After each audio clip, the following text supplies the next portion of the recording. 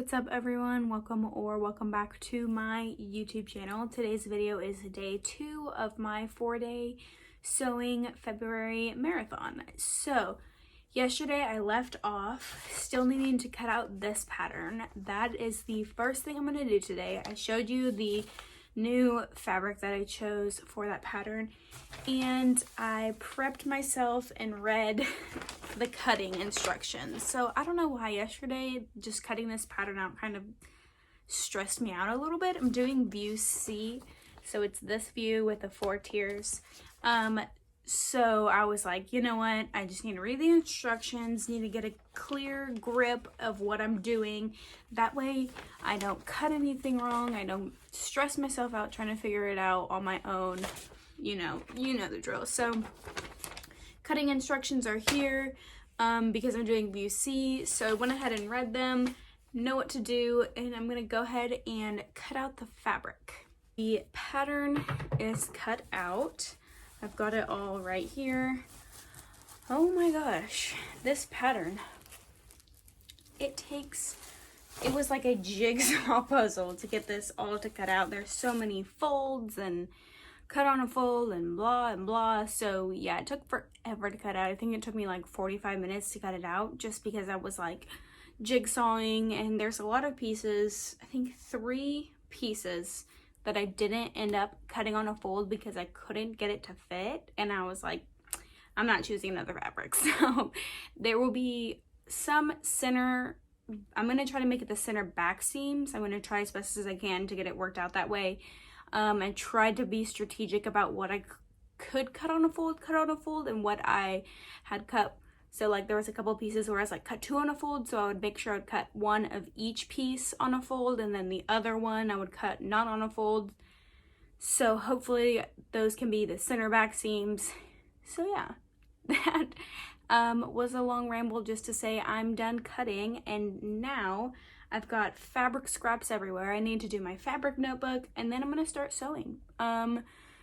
So I think I'm gonna start sewing first because I'm in a sewing mood. So which look, I don't know which look. I still need to cut out interfacing too. I'm kind of all processing this and just speaking what I'm thinking, but I think I'm gonna start on that look because it's familiar. It'll be pretty easy and fast. So yeah, that's what I'm about to do. Did a little bit of sewing. I have been trying to get better at filming myself actually sewing, so I'm going to insert some clips, but they are at a little bit of a weird angle, so just to work with me. This is progress. Tell me if y'all like that, not the angle, but that style of video including in these. So what I did first was I wanted to go ahead and serge everything first and then go back and sew over it. It's not technically correct, but I mean everybody sews differently, you know. So what I did first was I sewed the front and the back together at the upper shoulder seam.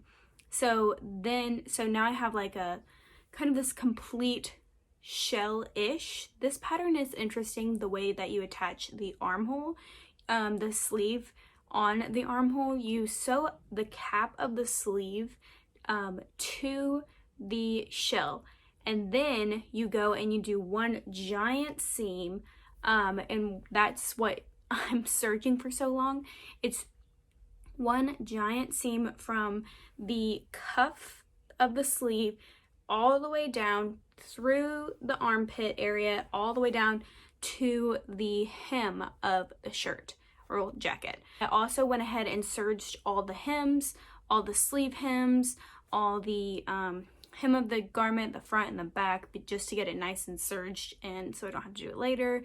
And then I went ahead and took it over to my sewing machine, and I just went and stitched those down, because sometimes with just serging and you have kind of a ravelly fabric, it can unravel from the serge, so you can get some open gaps, I guess to say, in your garment. So I went ahead and stitched everything down, and then I went ahead and did the sleeve as well.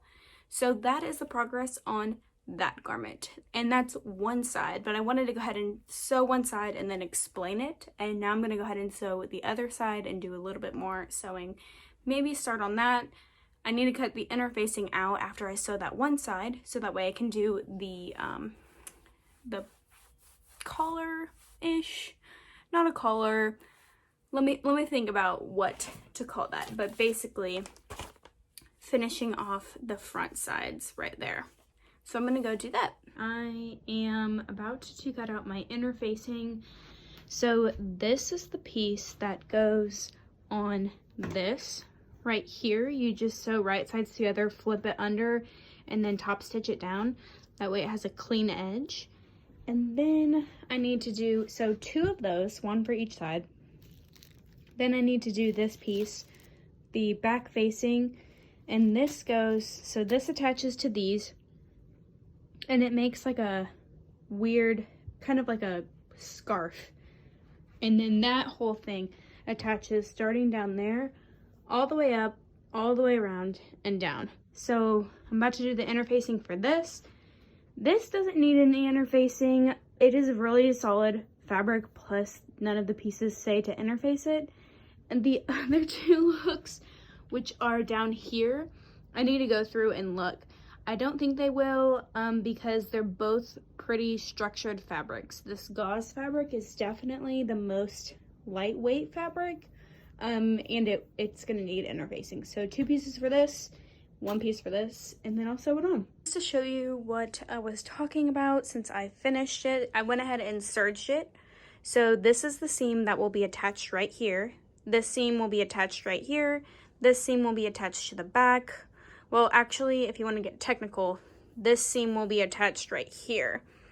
And then vice versa, this one, here, let me get it set up for you and then I'll show you. But I wanted you to be able to see with this pin right here, the full kind of scarf shape. This is a better view of how it will be attached. So this is going to be attached right here, right sides together. Then I'll flip it over and under to get a nice clean edge, and then that can be top stitched down to hold it in place. And same with this side. So basically I'll start on this side, sew all the way up, around, and all the way down to get one complete seam. Then I can finish it off. Also, just a brief overview if you don't remember, there's 2 front pieces. There is an overlay, 2 of them, which is a weird shape that has this tie-in that I was just telling you about. And then there is 2 back pieces. And this is McCall's M8118, and I'm doing view A for those of you who did not see the first video. Okay, I just realized there is a fully naked mannequin right there. Let's just ignore that. So progress on this McCall's look, 8118. So as I showed you, there are 2 overlay pieces of fabric. If I can find them in this fabric mess. So I went ahead and I took a little short clip of this, just of one of them, because I didn't think you would want to watch me serge for that long.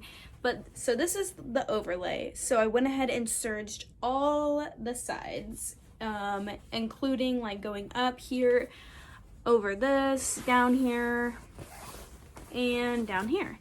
So because I was reading the instructions and it says to press this under, and instead of having to double fold like so, I'll show you this way.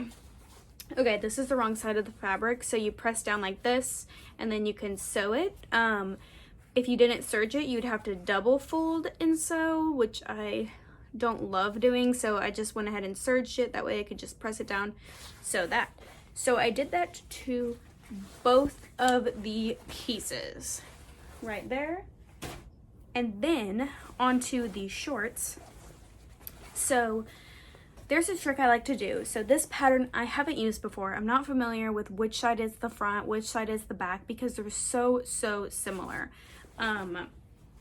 in shape, because there's no front fly. There's nothing really indicating when you visually look at it, like just real quick look at it, there's nothing visually indicating that that is the front or the back piece. So to make it easier on myself and to not have to take out the pattern piece, set it down, match it up, figure it out, I do this trick where I decide either the front or back. In this case, I decided the front, and I put a little pin right here. So I had one on this side, but now that they're sewn together, I just need one. So right away, this indicates to me this is the front piece. So this is helpful because the first step that I did for this pattern is you sew together right down here this seam, and I went ahead and sewed it and serged it, sewing the front and the back pieces together. So you have 4 pieces total. You have your right front, your left front, your right back, your left back. So the right front and right back, you're sewing together down here at this seam. This is like the between the legs seam. Well, like it's on your inner thigh seam, your inseam. I guess I could say that. So you sew this together on the right side, right back, right front, left back, left front. You sew those together. Then you take the 2 front pieces and you kind of sandwich them together to look like this. So we've got the fronts on one side, the backs on another side. So it's really easy to tell when you have 2 pins. You can just put the pins together. So like in this case, this is the front, this is the other front. I'm like, oh, okay, I know, and I know I won't accidentally sew it backwards. And then you just sew this seam right here. So this is what would be like on your stomach, the seam that just goes straight up. And then I went ahead and serged that as well. So that's really, oh, I also went ahead and serged the bottom, the hem of the short, I almost said pant, the hem, just to get it out of the way. Since I was already serging this mess, I was like, might as well just knock it out. So that's pretty much it for today's video. I really got a lot of progress done on these shorts and that green jacket back there. Tomorrow I'm gonna make it my goal to finish at least 2 looks. I might start a brand new look, get a lot of progress done on that, finish one of these 2. I don't know, we'll see. It's kind of fun not to plan ahead on these videos and just decide as you go what you get inspired towards. So that's it for today's video. Thank you so much for watching, and I will see you tomorrow for day 3.